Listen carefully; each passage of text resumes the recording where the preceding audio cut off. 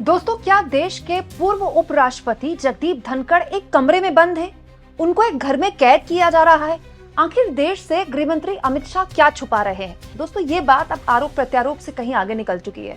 कुछ दिन पहले मैंने आपको एक खबर दिखाई थी। कपिल सिब्बल ने बकायदा एक ऑफिशियल प्रेस कॉन्फ्रेंस की थी, ये कहते हुए कि रहस्यमयी तरीके से जगदीप धनखड़ गायब हो गए हैं। उनसे जो उनका पीएस होता है, जो उनका स्टाफ होता है, वो बात नहीं करवा रहा है, वो खुद फोन पर नहीं आ रहे हैं। इनफैक्ट उनके परिवार वाले भी बात नहीं कर रहे हैं। तो कपिल सिब्बल ने उस वक्त कहा था कि मुझे चिंता हो रही है जगदीप धनखड़ कैसे हैं। और अब एक नए शख्स की एंट्री हो गई है, राज्यसभा के शिवसेना के सांसद संजय राउत। संजय राउत ने आज चिट्ठी लिख दी है अमित शाह को। कुछ देर पहले सुबह सुबह ये हुआ है दोस्तों। संजय राउत ने अमित शाह को चिट्ठी लिखते हुए कहा है कि अमित शाह जरा देश को बताएं कि देश के जो उपराष्ट्रपति जगदीप धनखड़ है वो सही सलामत है या नहीं। इनफैक्ट बहुत ही विस्फोटक खुलासा यहाँ पर इस चिट्ठी में संजय राउत ये कहते हुए कहते हैं कि दरअसल उनके पास ये खबर मिली है, उनको ये जानकारी मिली है कि जगदीप धनखड़ को एक घर में बंद कर दिया गया है। ना उनसे कोई मिल सकता है और ना वो किसी से मिल सकते हैं। ये देखिए दोस्तों, जगदीप धनखड़ के लिए पूरी चिट्ठी संजय राउत ने, जो कि राज्यसभा के सांसद हैं शिवसेना के, अपने लेटर हेड में लिखी है। और संजय राउत लिखते हैं कि 21 जुलाई को पार्लियामेंट सेशन सुबह 11 बजे जब हुआ था तो जगदीप धनखड़ इस प्रोसीडिंग में उन्होंने हिस्सा लिया था और बहुत यूजुअल मैटर में उन्होंने हिस्सा लिया था। बहुत सामान्य दिख रहे थे वो। इसके बाद लीडर ऑफ अपोजिशन मल्लिकार्जुन खड़गे से उनकी बातचीत भी हुई। फिर संसद की कार्रवाई स्थगित कर दी गई, जो कि बहुत ही नॉर्मल बात है।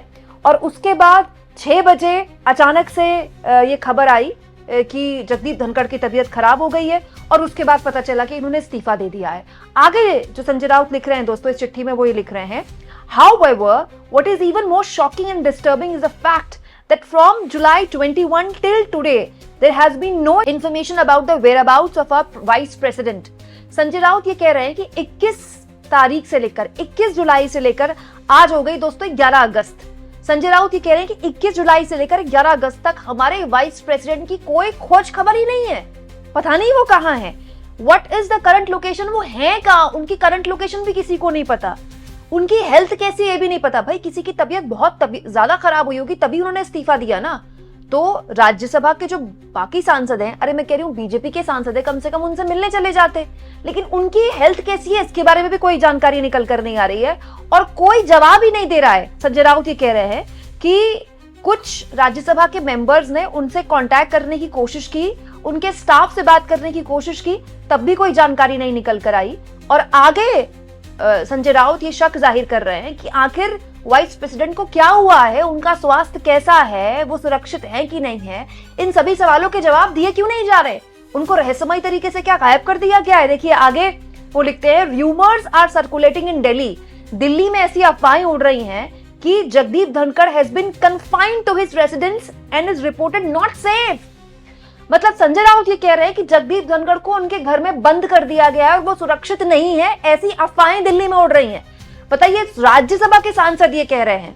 दोस्तों, यहां पर तो ये भी लिखा है कि कुछ राज्यसभा के कलीग्स हैं जो सुप्रीम कोर्ट में एक रिट पिटीशन डालने की सोच रहे हैं। मतलब सुप्रीम कोर्ट तक रिट पिटीशन डालने की कोशिश की जा रही है, ये समझने के लिए, जानने के लिए कि भाई हमारे उपराष्ट्रपति ठीक है कि नहीं है।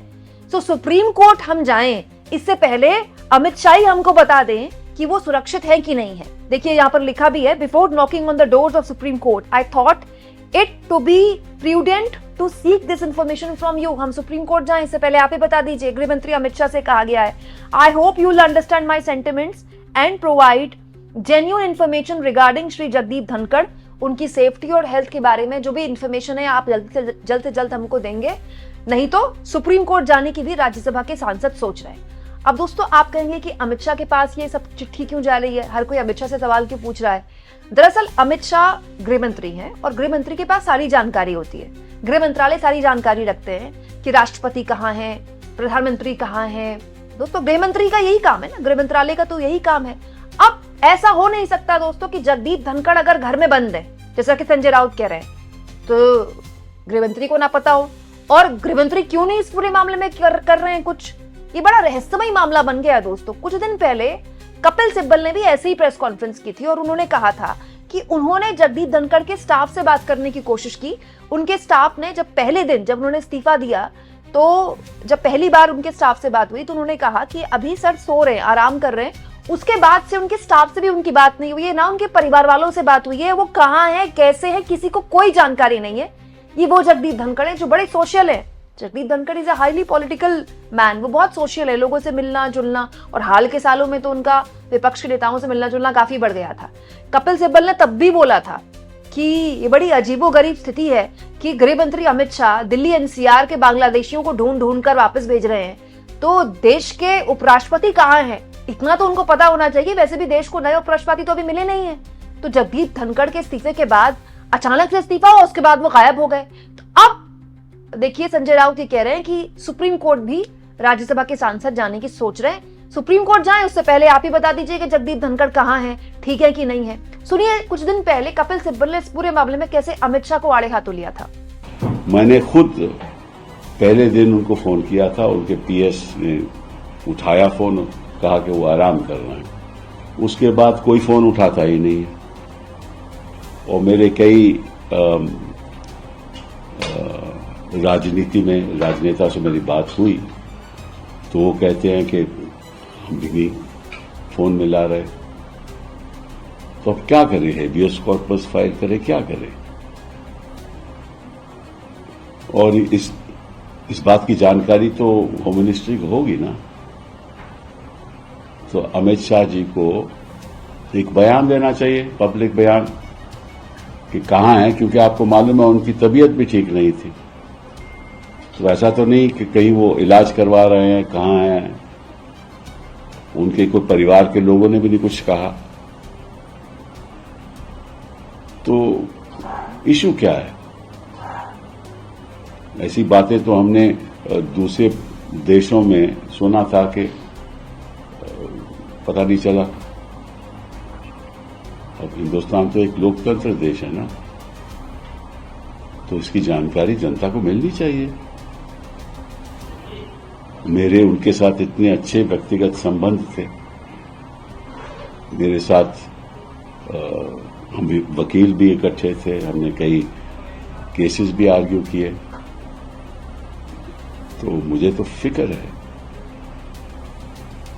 अब ऐसे मामले में मैं कहीं जाना भी नहीं चाहता। वो एफआईआर लिखवा दूं, किसी को बोलूं, ये भी नहीं अच्छा लगता।